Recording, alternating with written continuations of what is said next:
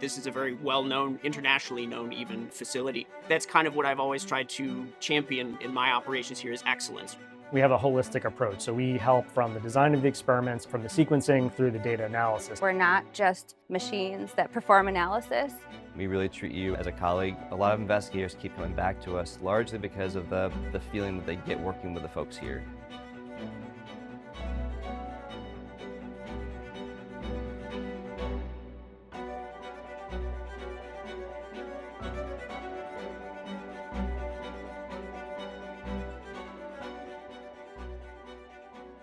The 10-year vision is to become the standard for core facilities, shared resource laboratories around the country.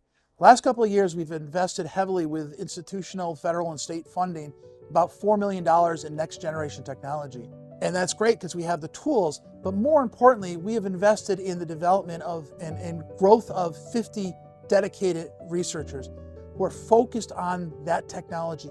And that's what makes us special. And not just the tools, it's the people who run the tools, the people who analyze the data. One thing I love about this job is learning about all the different experiments the PIs are running and their visions that they're trying to accomplish.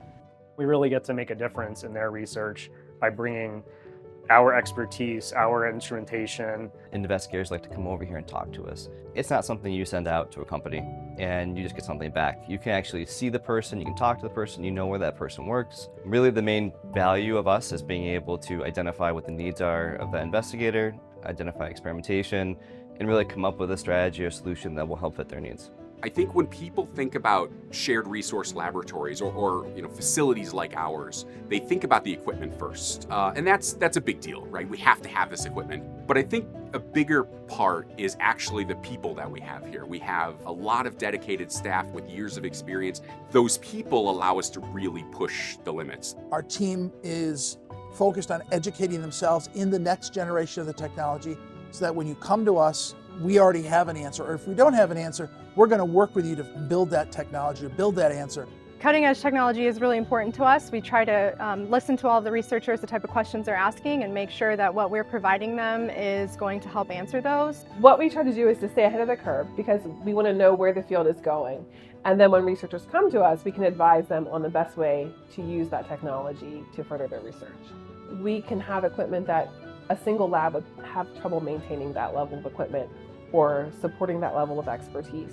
One of the most recent purchases was our NovaSeq sequencer, which is a state-of-the-art cutting-edge DNA sequencer that allows us to do human genome work for a fraction of the cost that it was years ago.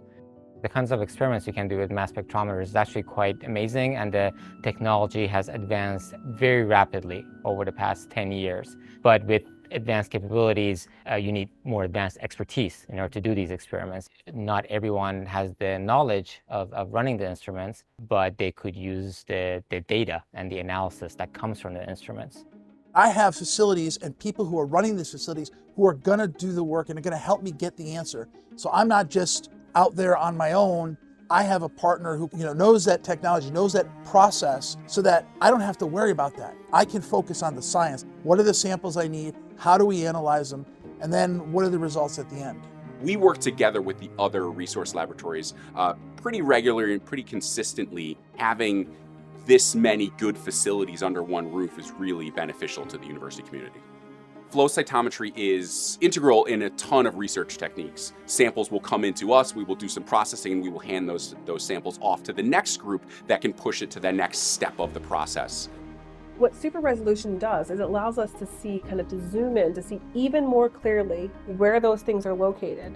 The spatial relationships between molecules beyond just saying, okay, my pixel is this size, so those two things must be together.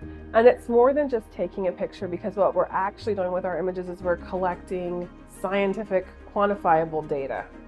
A lot of times you're the first person to ever see this thing happen or to know what this looks like. And it's always nice. You're like, oh yes, that's exactly what's in there, and that's what they were thinking is correct. It's also very exciting to go and show it to them and said, yes, you're right, and look at this, here's the proof. And then there's a whole nother part of imaging after the images are done, which is analyzing them. 10 times the hours can go into analyzing than it does to taking the data, because you have this data and now you have to break it down for information. I'm able to help a researcher better understand the very subtle things that happen to their experimental tissue. And the average grant reviewer can look at this and say, that's what's happening. That could be the grant that is funded preferentially over a grant without images. We will help them design their experiment efficiently, effectively, and then also bring our expertise into the mix so that we can help them analyze their data, set it up for the best chance of success. I think we help with meeting the standards of publishing, with making sure that your data is ready for publication, and for helping you kind of get the correct data so that you can publish it and that it's useful for publication. Grants are very, very challenging. As time goes on, it's much harder to get grants. Like the pay lines are now 5 to 7%. Oftentimes we'll even take projects much farther than the integrated analysis in order to address investigator need, help them get that preliminary data that's key to be competitive in the outside grant space. We're there with them and we help them try to figure it out. I get up every morning thinking I'm going to make a difference. I believe that the work that we do here, whatever project we're on, is going to eventually lead to discoveries. We are going to be part of something bigger. I think the U of R does a great job of supporting researchers overall, in part largely because they buy into the core facility format. We can do larger projects, more complicated projects that are really, really pushing the envelope of what's possible on the research side of things. I love the work I do because I get to see things that no one else gets to see. My favorite part of what we do is training the next generation to be excited and to do this well. It's very validating to me to know that I'm servicing the research community and that I'm furthering things in whatever small way that I can. We have a valuable resource here that nobody else in Western New York has. The university community, the broader community, maybe isn't aware as how accessible all of these genomics technologies are today. To come down and talk with us, we can show them our instruments, we can tell them what kinds of experiments we can do for them, and maybe based on that conversation they can get some ideas. It's a natural extension of the University of Rochester's motto, which is Meliora, ever better.